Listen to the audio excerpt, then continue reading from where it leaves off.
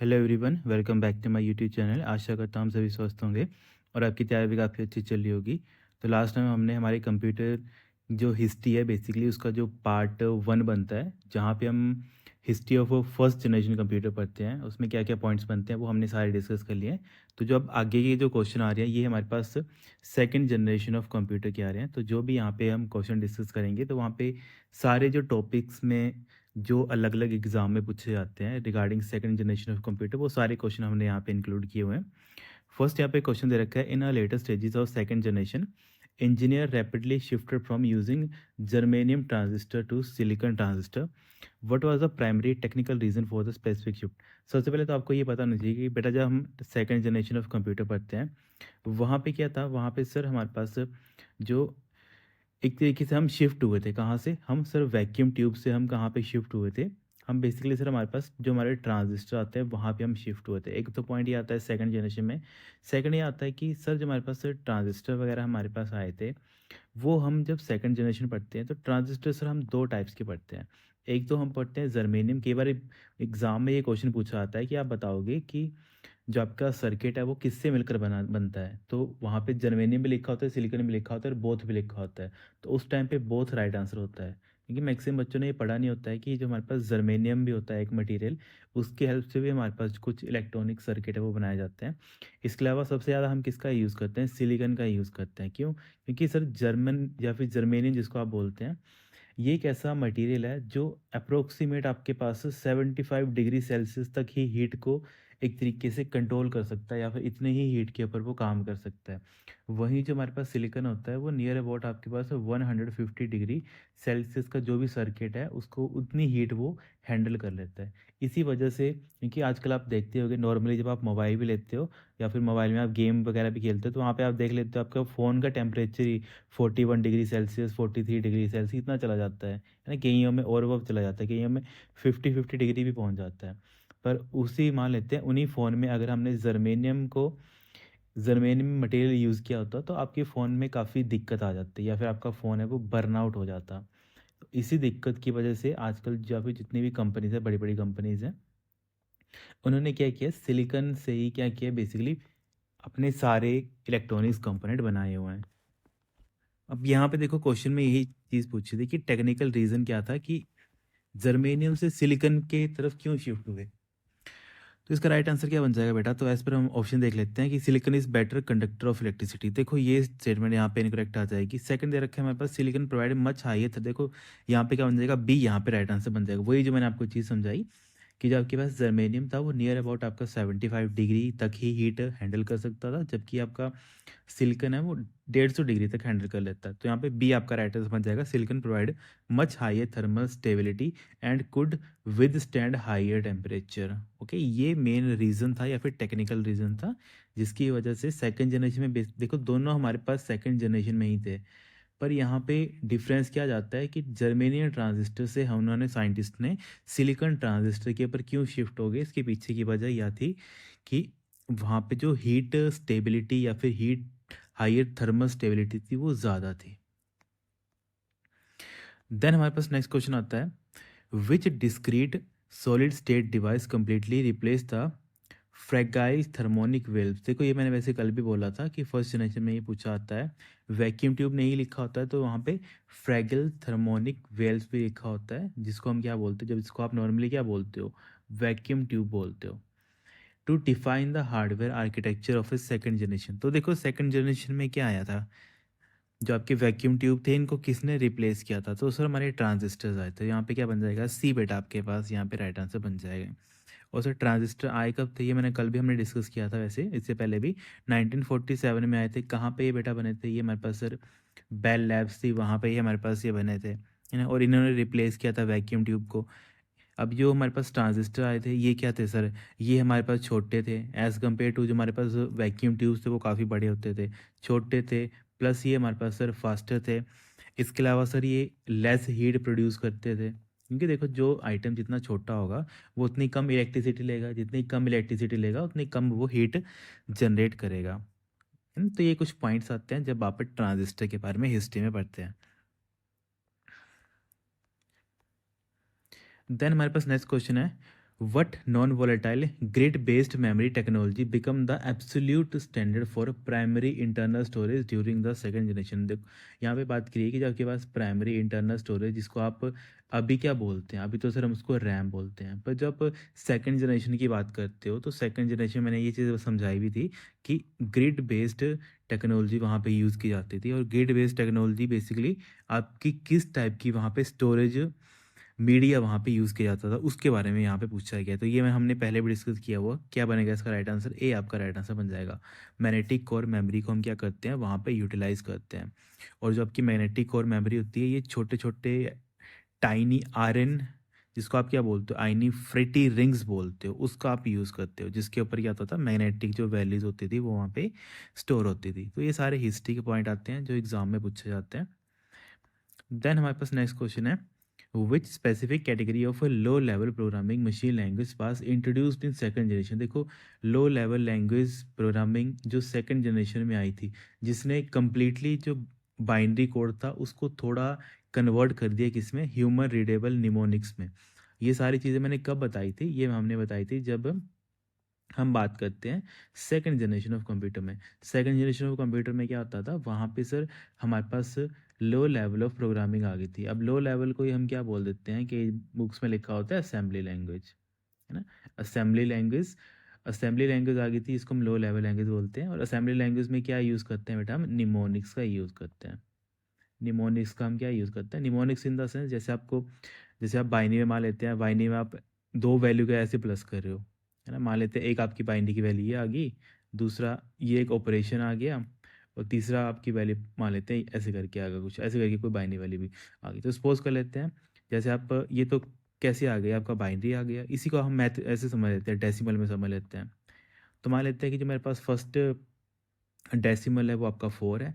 जो ये बीच का मैंने बाइनरी लिखी है, इसका मतलब है इनको, इसको प्लस करना है, किसके साथ प्लस करना है, तो एक वैल्यू आगे मान लेते हैं 3। तो जो आपने ऊपर बाइनरी लिखा है ये 3 अलग-अलग सेक्शंस में, वही हम अगर डेसिमल में लिखें तो वो 3 पार्ट में ऐसे बन जाएगा कि 4 + 3, इसका रिज़ल्ट कितना बन जाएगा, 7 बन जाएगा। अब इसी चीज़ को कि जो आपकी फर्स्ट जनरेशन थी वहाँ पे तो टोटल सर हमारी बाइनरी लैंग्वेज ही चलती थी। तो हमने थोड़ा-सा इसको ईज़ी करने के लिए हमने क्या बना दिया, जहाँ पे मुझे प्लस लिखना था, बेसिकली जहाँ पे मुझे बार-बार बाइनरी नहीं लिखनी है, उसकी जगह मैंने क्या किया, उसके जगह हमने सिंपली निमोनिक्स का सहारा ले लिया। अब निमोनिक्स का मतलब क्या होता है, जहाँ पे मुझे किन्हीं वैल्यू को ऐड करना है तो वहाँ पे मैं ऐड लिखूँगा, जहाँ पे मुझे किसी वैल्यू को सब्ट्रैक्ट करना है तो वहाँ पे मैं सब्ट्रैक्ट लिखूँगा। तो ऐसे करके क्या किया था, निमोनिक्स हमने यूज़ किया था। इसके अलावा तो काफ़ी सारा निमोनिक्स होते हैं। कोई डाटा आपको लोड करना है तो लोड के लिए एलडीई आता है। तो ये सारे निमोनिक्स वगैरह कौन सी जनरेशन से लिंक करते हैं, तो ये हमारी second generation of computer system से लिंक करते हैं। तो वही यहाँ पे पूछा है कि सेकंड जनरेशन में कौन आई थी लैंग्वेज, तो असेंबली लैंग्वेज यहाँ पे आई थी। तो ये सारे पॉइंट ऐसे हैं जो एग्जाम में पूछे जाते हैं कहीं ना कहीं, तो उनको क्या करना है, अपने नोट करना है। बाकी ऑब्जेक्ट ओरिएंटेड तो हमने पता ही है, पढ़ा भी है बेसिकली। यहाँ पे जब आप लैंग्वेज पढ़ेंगे C++ या फिर जावा, तो वो हमारे पास ऑब्जेक्ट ओरिएंटेड लैंग्वेज होती है। इसके अलावा पाइथन भी आती है। बाकी असेंबली लैंग्वेज मैंने आपको बता ही दिया, निमोनिक्स हम यूज़ करते हैं। बाकी जिसमें ऐड आता है, सब्ट्रैक्ट आता है, कोई डाटा आपको मूव करना है एक जगह से दूसरी जगह पे, तब आप क्या करते हो, मूव का यूज़ करते हो। अब असेंबली लैंग्वेज में मैंने एक चीज़ आपको पहले समझाई थी कि बेटा जो हमारे पास कंप्यूटर्स होते हैं, हमारे पास जो भी कंप्यूटर्स होते हैं, वो हमेशा कौन सी लैंग्वेज समझते हैं सर, वो हमारे पास बाइनरी लैंग्वेज समझते हैं। बाइनरी या फिर इसको आप मशीन लैंग्वेज बोल लो, चाहे बाइनरी बोलो, चाहे आप मशीन बोलो, चाहे आप ऑब्जेक्ट बोल लो। अलग अलग जब आप बुक्स में पढ़ेंगे तो अलग अलग लिखा होता है, पर इन द एंड सभी का मतलब एक ही होता है। बाइनरी है चाहे मशीन है चाहे ऑब्जेक्ट है, इनका मतलब क्या होता है, वो लास्ट में 0101 का जो कोड होता है उसी की बात कर रहे होते हैं। तो कंप्यूटर हमेशा कौन सा कोड समझता है, ये वाला कोड समझता है, 010101 वाला कोड समझता है। अब मैंने क्या किया, हम जब सेकंड जनरेशन में गए, अब ऐसे सोचो ना, हिस्ट्री के वे में सोचो, आप जब सेकंड जनरेशन में गए तो वहाँ पे आपने क्या किया, आपने अपनी सहूलियत के लिए निमोनिक्स बनाने स्टार्ट कर दिए। ठीक है, जैसे मान लेते हैं आपको सब्ट्रैक्ट करना था तो आपने सब बना दिया, ऐड करने के लिए आपने ऐड बना दिया। पर कंप्यूटर सब और ऐड को तो समझता ही नहीं है, वो क्या समझता है, वो सिर्फ 0 और 1 समझता है। तो इस टाइम पे आपको किसकी रिक्वायरमेंट पड़ेगी सर, हमें इस टाइम पे एक ऐसे पर्सन की रिक्वायरमेंट पड़ेगी, जब हम सब लिखें या फिर ऐड लिखें तो इसका वो कोई ना कोई बाइनरी कोड बना के किसको दे दे, कंप्यूटर को दे दे, क्योंकि कंप्यूटर इन दैट समझता ही क्या है, कंप्यूटर सर 0101 ही समझता है। तो जो ये प्रॉब्लम थी इसको सॉल्व किसने किया, असेंबलर ने किया।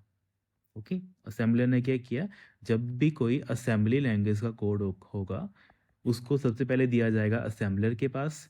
असेंबलर क्या करेगा, जो भी निमोनिक्स होंगे या फिर कोई भी असेंबली कोड होगा उसको कन्वर्ट कर देगा उसके इक्विवेलेंट बाइनरी कोड में, क्योंकि कंप्यूटर क्या समझता है, कंप्यूटर सिर्फ बाइनरी या फिर ऑब्जेक्ट कोड ही समझता है।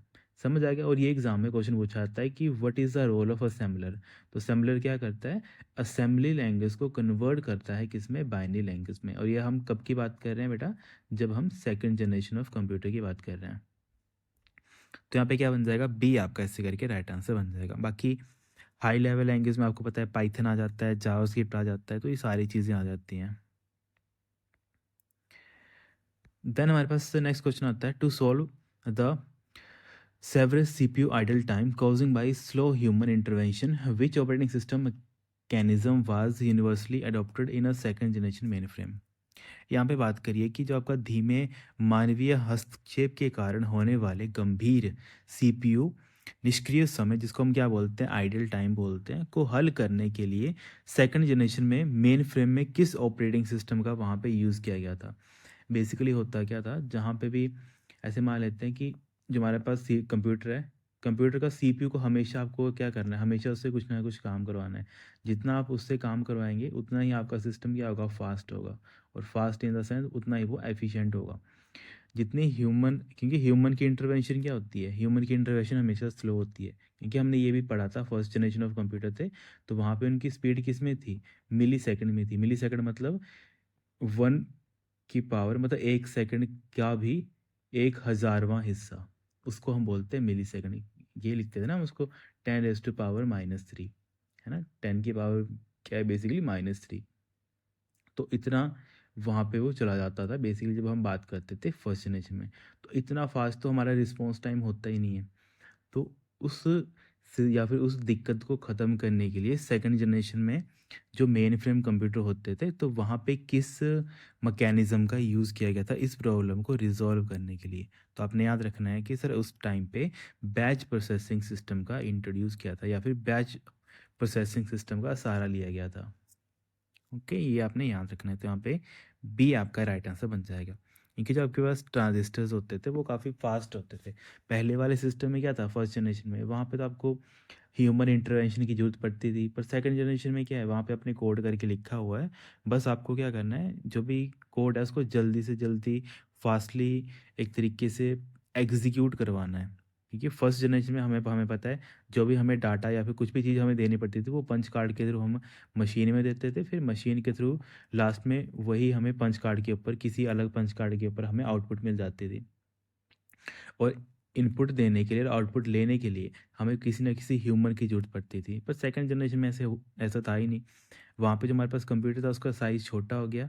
जैसे साइज़ छोटा हुआ तो उसकी एक तरीके से प्रोसेसिंग पावर बढ़ गई।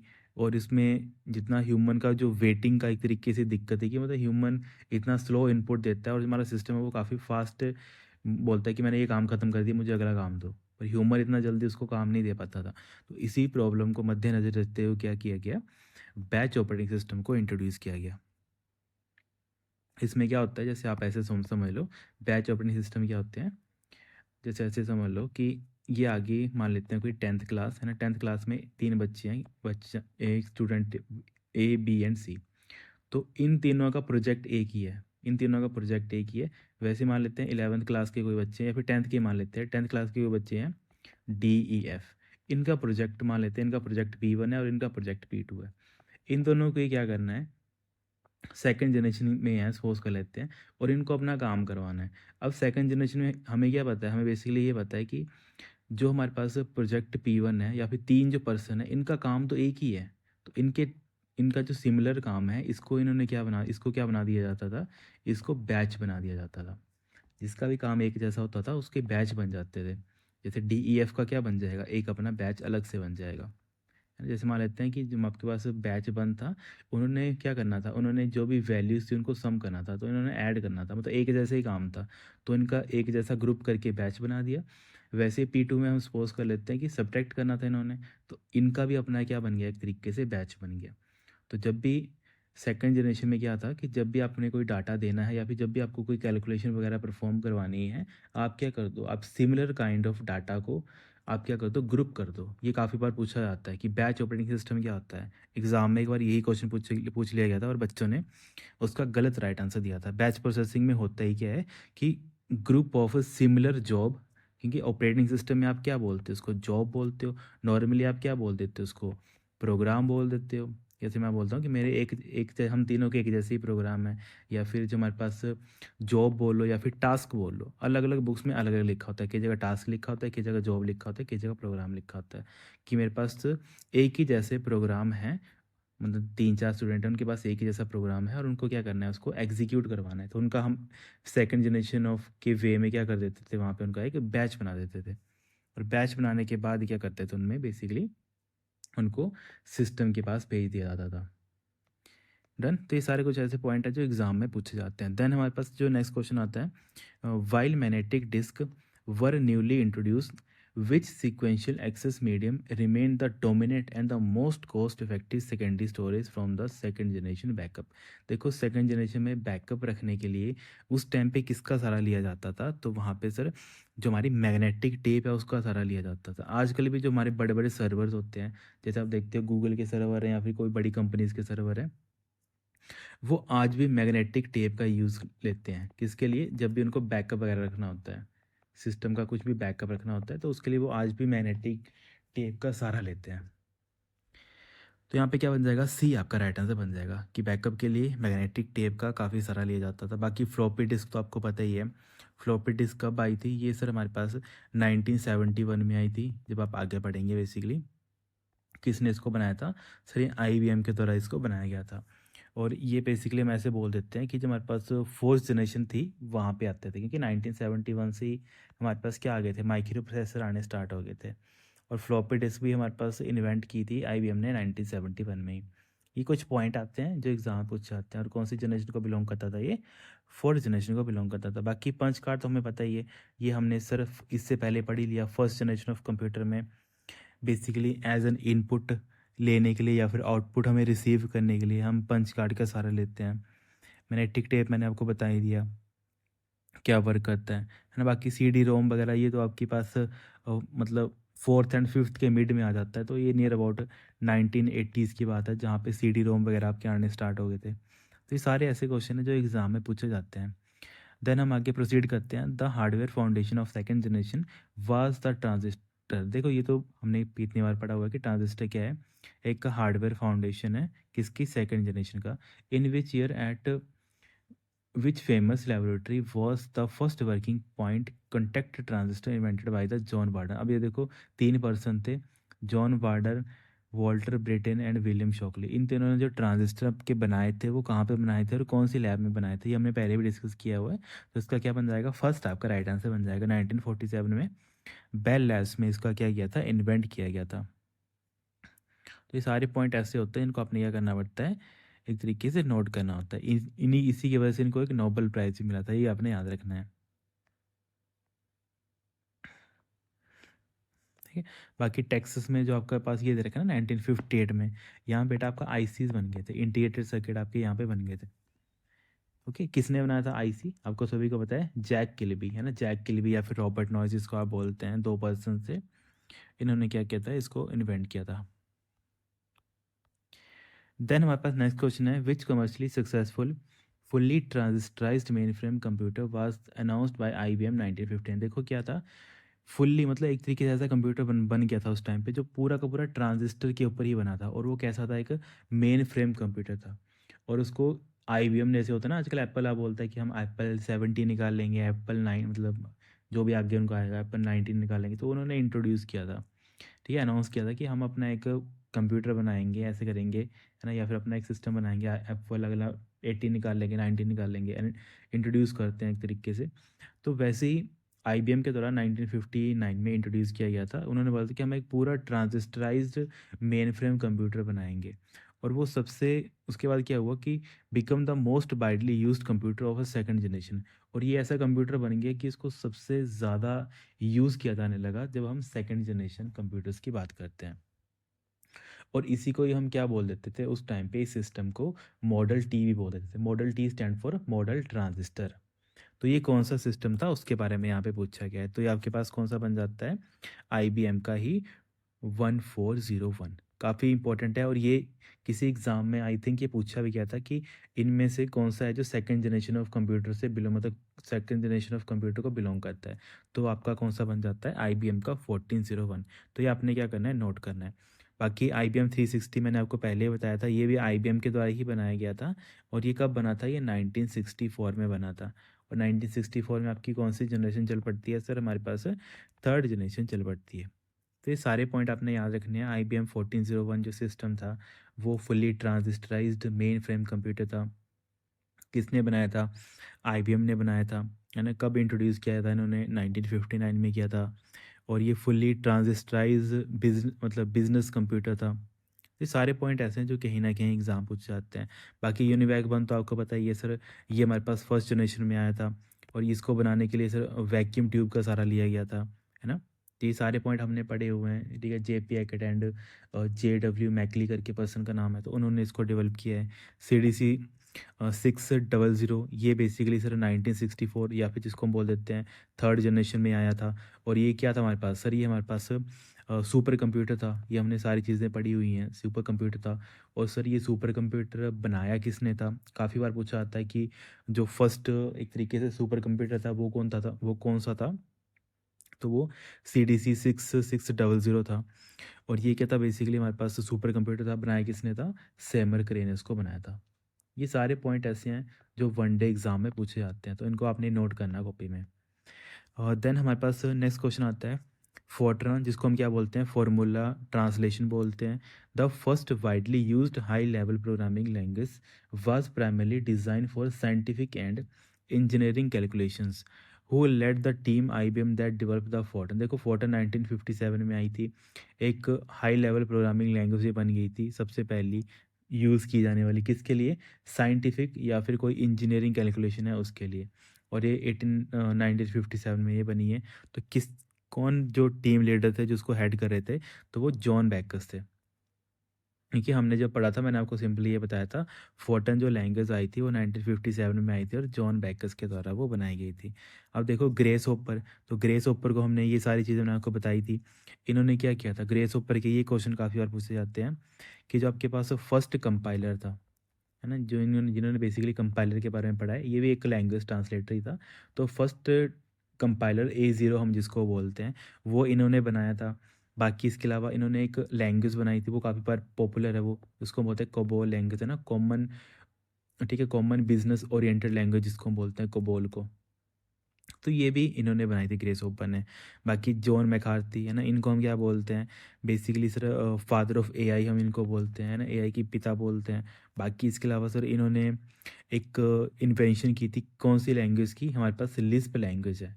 क्योंकि ये मैं तो भी बोलता हूँ, ये एग्ज़ाम में पूछा आता है कि ऐसी कौन सी लैंग्वेज है जो AI से रिलेटेड है, तो वो आपकी लिस्प लैंग्वेज होती है। क्योंकि ये बनाई किसके द्वारा बनाई गई थी, जॉन मैकार्थी के द्वारा ही ये बनाई गई थी। तो ये सारे पॉइंट ऐसे हैं जो कहीं ना कहीं पूछे जाते हैं, तो इनको क्या करना है, अपने कॉपी पे नोट करना है।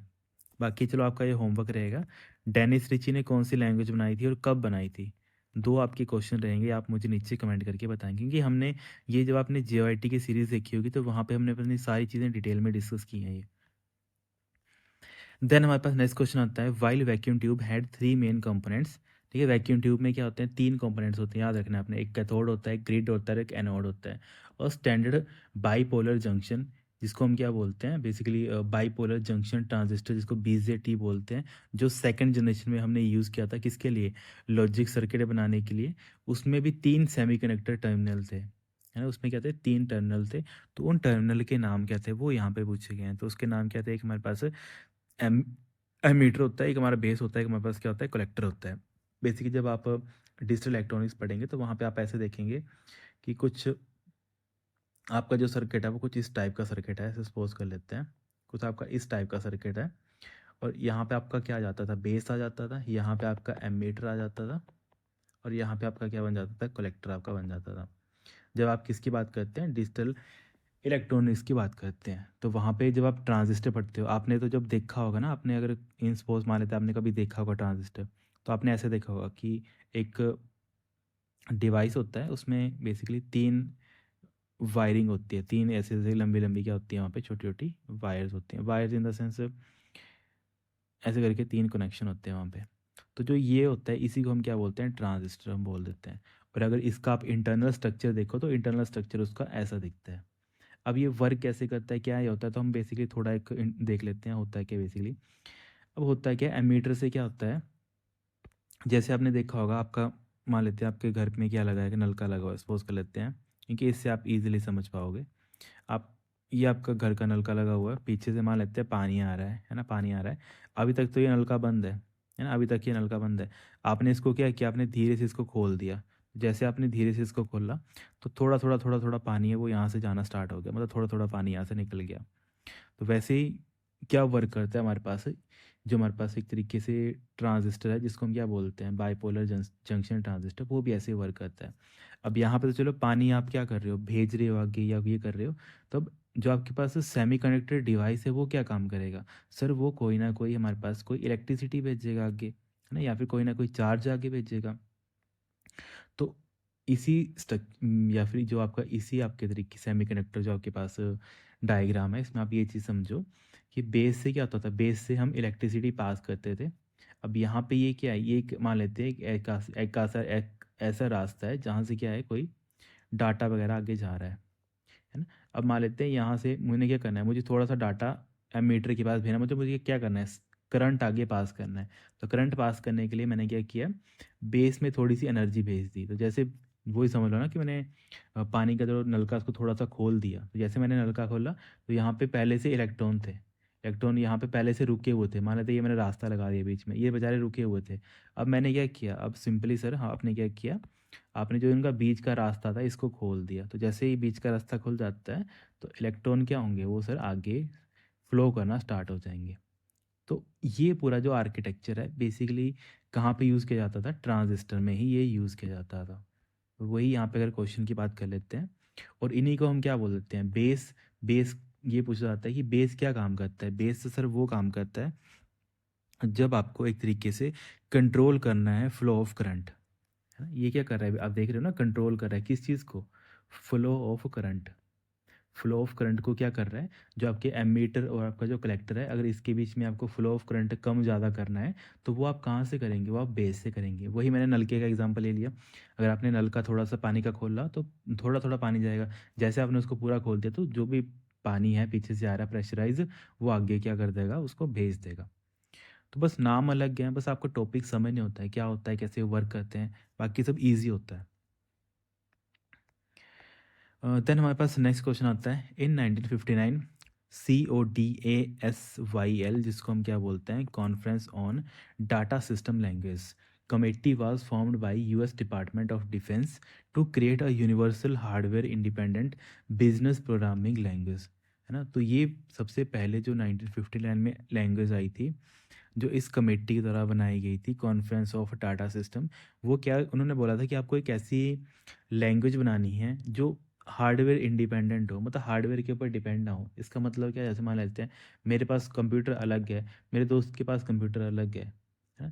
अब इसमें क्या होता है कि मुझे अब कुछ अपना प्रोग्राम अपने दोस्त के पास भेजना है, तो उसके लिए मुझे पहले उसकी स्पेसिफिकेशन देखनी पड़ेंगी, उसको कौन कौन सी वो चीज़ें, उसका सॉफ्टवेयर मतलब हार्डवेयर उसको देख एग्जीक्यूट कर सकता है, कौन सा नहीं कर सकता है, मुझे वो सारी चीज़ देखनी पड़ती है।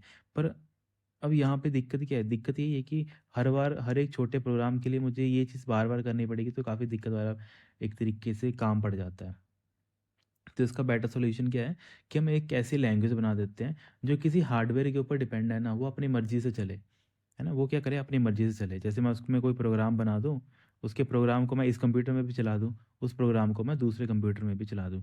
तो ऐसा कौन सा जो प्रोग्राम था वो बनाया गया था, तो वो कौन था आपके पास, कोबोल था, है ना। इसी को हम क्या बोलते हैं, कॉमन बिजनेस ओरिएंटेड लैंग्वेज। और कोबोल किसने बनाया था, बेसिकली ग्रेस होपर ने इसको बनाया था। काफ़ी इंपॉर्टेंट क्वेश्चन है जो एग्जाम में पूछा आता है। ग्रेस क्योंकि यहाँ पे क्वेश्चन में ऐड नहीं है तो वहाँ यहाँ पे ऐड करवा देता हूँ। ग्रेस होपर में मतलब बेसिकली ग्रेस होपर ने इसको बनाया था और इसी को हम क्या बोलते हैं, कबोल को एक तरीके से फ्लोमैटिक भी हम कई बार बोल देते हैं। तो कुछ चीज़ें ऐसी होती हैं और यहाँ पे लिखा ही क्या था, बिजनेस प्रोग्रामिंग लैंग्वेज। तो बिजनेस के जो भी काम होते हैं जैसे सपोज कर लो आपको कोई फाइनेंस का काम करना है या तो कोई आपको एडमिनिस्ट्रेटिव का कोई काम करना है ना, तो ये सारी चीज़ें को हैंडल करने के लिए एक लैंग्वेज बना दी थी, कॉमन लैंग्वेज, जिसको आप कबोल बोलते हैं। ओके, तो ये सारे पॉइंट ऐसे हैं जो एग्जाम पूछे जाते हैं। बेसिक आपको सभी को पता है, बेसिक आपको beginners all purpose symbolic instruction code, ये आपकी बेसिक 1964 में डेवलप हुई थी, है ना। तो ये सारे पॉइंट ऐसे होते हैं जो एग्ज़ाम में पूछे जाते हैं। बाकी पास्कल आपको पता ही है, पास्कल पता नहीं कितनी बार बताया हुआ मैंने भी, जो आपके पास पास्कल होती थी ये 1970 के आसपास आपके पास आई है। और निकलस वर्थ करके एक पर्सन थे, है ना, निकलस वर्थ करके पर्सन है, उनके द्वारा ये लैंग्वेज बनाई गई थी। तो सारे पॉइंट ऐसे हैं जो एग्ज़ाम में पूछे गए हैं। बाकी एल्गोल का पूछा आता है, एल्गोरिथमिक लैंग्वेज, है ना, एल्गोरिथमिक लैंग्वेज हम इसको बोलते हैं। कब आई थी ये? 1958 में ही आई थी। ये सारे पॉइंट ऐसे हैं जो एग्ज़ाम में पूछे जाते हैं। देन हम आगे चलते हैं।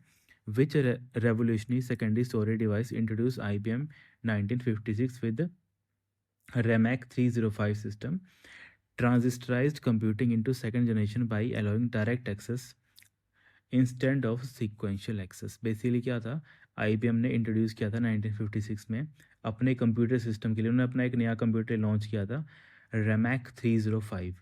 इसमें इन्होंने क्या किया, इन्होंने डायरेक्ट एक्सेस मेमोरी नहीं ली, इन्होंने एक नई मेमोरी इन्होंने सीक्वेंशियल एक्सेस नहीं ली, उसकी जगह इन्होंने क्या मेमोरी यूज़ की थी, डायरेक्ट एक्सेस मेमोरी इन्होंने यूज़ की थी। तो वो डायरेक्ट एक्सेस मेमोरी का नाम क्या था?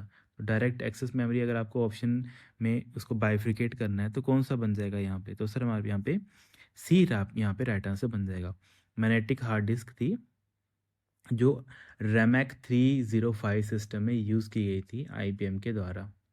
ये क्वेश्चन ऐसे होते हैं जो नॉर्मली आप रीड करेंगे कहीं तो वहाँ पे तो नहीं मिलेंगे। जब आप डीपली किसी टॉपिक के बारे में पढ़ेंगे तो वहाँ पे आपको ये सारी चीज़ें देखने को मिलेंगी। और ये भी आप याद रखना है कि जो आपके पास रैमैक 305 था, इसी में ही सबसे पहली कमर्शियल हार्ड डिस्क डाली गई थी, है ना। तो ये सारे पॉइंट ऐसे होते हैं जो एग्जाम में पूछे जाते हैं, इनको भी क्या करना है, आपने नोट करके लिखना होता है। देन हमारे पास नेक्स्ट क्वेश्चन है, सैमुअल क्रे यूनिवर्सली नोन, देखो सैमुअल क्रे को हम फादर ऑफ कंप्यूटर बोलते हैं। Designed one of the first commercially successfully fully transistored computer in 1959 before moving to the building super computer, which machine was this. Basically super computer बनाने से पहले उन्होंने कौन सी एक एक तरीके से कौन सा सिस्टम उन्होंने बनाया था, है ना। तो बेसिकली जब वो CDC में काम कर रहे थे ना, CDC मैंने आपको बताया था क्या बोलते हैं इसको, हम कंट्रोल डाटा कोऑपरेशन बोलते हैं, है ना। जब वो इस पे मतलब CDC में काम कर रहे थे तो उन्होंने बेसिकली क्या किया था, उन्होंने उन्होंने एक सिस्टम बनाया था। मतलब जो आपके पास CDC 6600 जो सुपर कंप्यूटर है, इससे पहले उन्होंने अपना एक कंप्यूटर बनाया था जो कि क्या था, एक तरीके से first commercially successfully fully transistorize computer था। उसका नाम क्या था? उसका नाम था CDC 1604। तो यहाँ पे क्या बन जाएगा, बी आपका राइट आंसर बन जाएगा।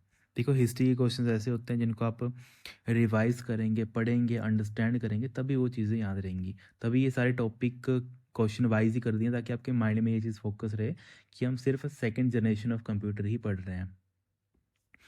देन नेक्स्ट क्वेश्चन हमारे पास, द TX0 जिसको हम क्या बोलते हैं, transistorize experimental computer zero completed in 1956 was one of the earliest fully transistorized computer ever built, which institution built it, leading directly to the birth of a mini computer industry।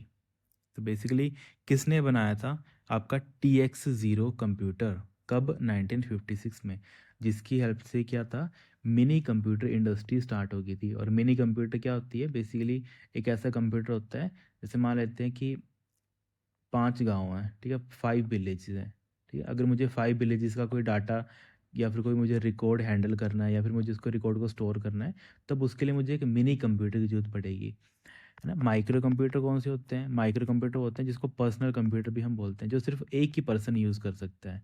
पर मुझे जब 5 village, अब एक village में मान लेते हैं 1000 लोग रह रहे हैं, किसी में 5000 लोग रह रहे हैं, तो मतलब इतने ज़्यादा यूज़र है वहाँ पे। तो उसके लिए मुझे एक स्पेशल कंप्यूटर की ज़रूरत पड़ती है जो मेरा नॉर्मल माइक्रो कंप्यूटर से पावरफुल हो थोड़ा। तो वो कौन-सा होता है? वो हमारे पास मिनी कंप्यूटर होता है।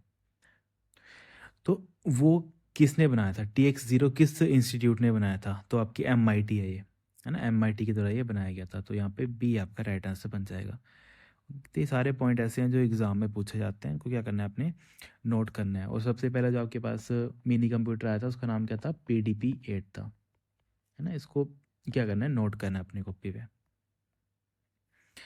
देन हमारे पास नेक्स्ट क्वेश्चन है, which system software is strictly required to translate second generation assembly language program to source code pure binary language. देखो कौन सी जनरेशन, और आपको क्या करना है असेंबली लैंग्वेज को कन्वर्ट करना है मशीन लैंग्वेज में, तो आपको असेंबलर की जरूरत पड़ेगी।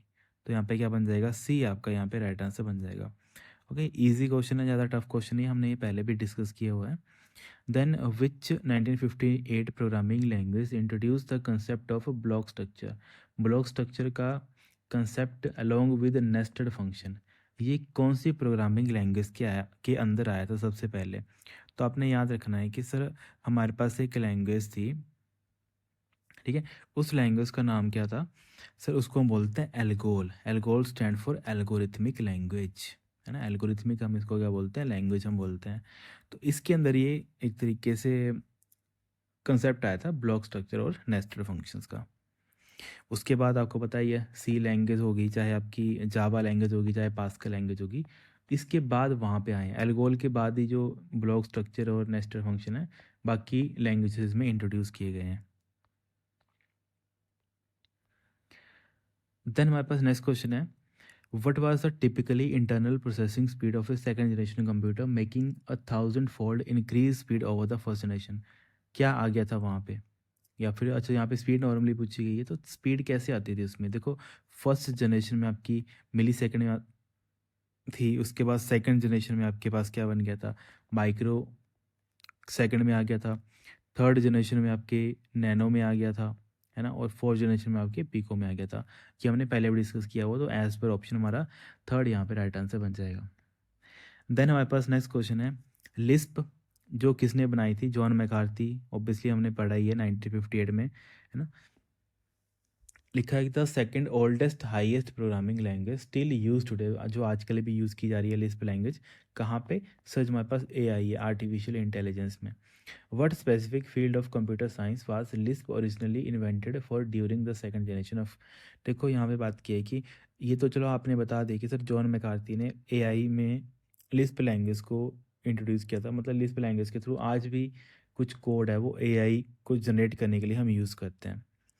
पर सर जो आपके पास लिस्प लैंग्वेज थी उस टाइम में तो AI नहीं था सेकंड जनरेशन में, तो उस टाइम पे किस पर्पस के लिए इसको यूज़ किया था? तो उस टाइम पे भी AI एक तरीके से इंट्रोड्यूस करने के लिए या फिर सिंबॉलिक प्रोसेसिंग करने के लिए किस लैंग्वेज का सहारा लिया था? लिस्प लैंग्वेज का सहारा लिया था। तो ये पॉइंट ऐसे हैं जो एग्जाम में पूछे जाते हैं बेटा, इसको क्या करना है आपने नोट करना है। ओके, लिस्प की फुल फॉर्म भी पूछी जाती है, इसको हम क्या बोलते हैं? लिस्ट प्रोसेसर भी बोलते हैं। ये आपने याद रखना है जो एग्ज़ाम में पूछा जाता है।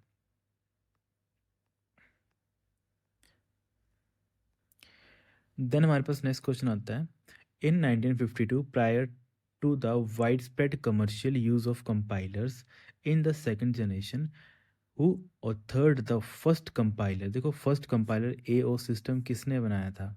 तो ये हमने पढ़ ही लिया था किसने बनाया था ये, यह हमारा बनाया था ग्रेस होपर ने। तो यहाँ पे बी आपका राइट आंसर बन जाएगा। देन आज का हमारे पास लास्ट क्वेश्चन आता है, second generation main frame computer जो मैग्नेटिक टेप यूज़ करते थे heavily for secondary storage batch processing, है ना? बेसिकली जब आपको डाटा स्टोर करना है या फिर बैच प्रोसेसिंग करनी है तो उसमें main frame computer magnetic tape का सहारा लेते थे। What was the fundamental physical limitation of retrieving data from magnetic tape? देखो मैग्नेटिक टेप की दिक्कत क्या है, क्योंकि मैग्नेटिक टेप डाटा कैसे हैंडल करती है या फिर कैसे डाटा के साथ डील करती है कि सर वो सिर्फ सिक्वेंशियल एक्सेस में ही डाटा के साथ डील करती है। और सीक्वेंशियल एक्सेस और रैंडम एक्सेस हमने पहले भी डिस्कस किया हुआ है कि क्या कमी होती है सीक्वेंशियल और रैंडम में। सीक्वेंशियल में होता है कि आपको जो डाटा होता है उसको एक तरीके से जैसे मान लेते हो कि आपको कोई डाटा आपको दिख रहा है कि आपका डाटा यहाँ पे पड़ा है 1 2 3 4 5, फोर्थ नंबर पोजीशन पे आपका डाटा पड़ा हुआ है। पर सीक्वेंशियल एक्सेस में क्या होता है, वो बोलता है आपको वन बाय वन सभी मेमोरी के ऊपर जाना पड़ेगा। तब आप जिस मेमोरी के ऊपर जिसकी डाटा की रिक्वायरमेंट है, जब आप वहाँ पे पहुँचोगे तब वो डाटा हम आगे सीपीयू के पास भेजेंगे। तो ये दिक्कत होती है किसमें, सीक्वेंशियल एक्सेस में। वहीं जो रैंडम एक्सेस होता है वो क्या बोलता है, आपको दिख रहा है डाटा एक मेमोरी 101 में पड़ा हुआ, तो सीधा 101 पे जाओ, वहाँ से डाटा उठाओ और सीपीयू के पास भेज दो। इसमें क्या होता है, डायरेक्ट एक्सेस होता है, या फिर इसको हम क्या बोलते हैं, रैंडम एक्सेस भी बोल देते हैं। इसमें क्या होता है, जो डाटा किसी को भेजना या फिर डाटा रिट्रीव करना वो जल्दी हो जाता है, पर सीक्वेंशियल में काफ़ी मतलब एक तरीके से टाइम कंज्यूमिंग हो जाता है वो। तो वही चीज़ लिखी है कि क्या कमी थी इसमें। तो इसमें अगर देख लेते हैं, it losses data completely if the power is turned of, तो ये स्टेटमेंट हमारी क्या बन जाएगी, गलत बन जाएगी, कि ये भी क्या कर रहा है, डाटा को परमानेंटली स्टोर कर रहा है। देन लिखा है, it require data to be accessed sequentially, meaning it must physically spool through all previous data to reach a specific file. देखो वही चीज़ मैंने आपको यहाँ पे समझाई कि उसको क्या करना पड़ेगा, इससे पहले कि जो भी डाटा होंगे उनको स्पूल करना पड़ेगा, मतलब क्या करना पड़ेगा, उसको देखना पड़ेगा हर डाटा को।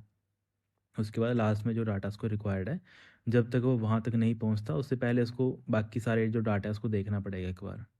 तो ये इसमें कमी है एक। तो इसका मतलब बी यहाँ पे क्या बन जाएगा बेटा, राइट आंसर आपका बन जाएगा। ठीक है students, thank you so much, have a great day. इसके अलावा कोई डाउट या आपके मन में कोई क्वेरी थी तो आप मुझे नीचे कमेंट करके पूछ लिया करो। बाकी कैसे लग रहे हैं आपको क्वेश्चंस वगैरह, है ना। ये सारे क्वेश्चंस वो हैं, इनको ढूंढने में थोड़ा बनाने में थोड़ा टाइम लग जाता है ना, तो इसलिए जैसे भी आपको लगता है आप थोड़ा मोटिवेट कर दिया करो, थोड़ा मतलब बता दिया करो कैसे आंसर क्वेश्चंस हैं, क्या इंप्रूवमेंट करनी है, क्या कुछ है ना। फिर आगे हम जो हमारी टीम है सारे मिलकर डिस्कस करके जो भी क्वेश्चंस हैं उनका थोड़ा लेवल कैसे इंक्रीज़ करना है, या फिर अगर ये थोड़ा टफ लग रहा है या फिर कुछ चीज़ें हैं जो ऐड ऑन नहीं हुई हैं तो आप हमें कमेंट करके बता सकते हो। ठीक है students, thank you so much, have a great day.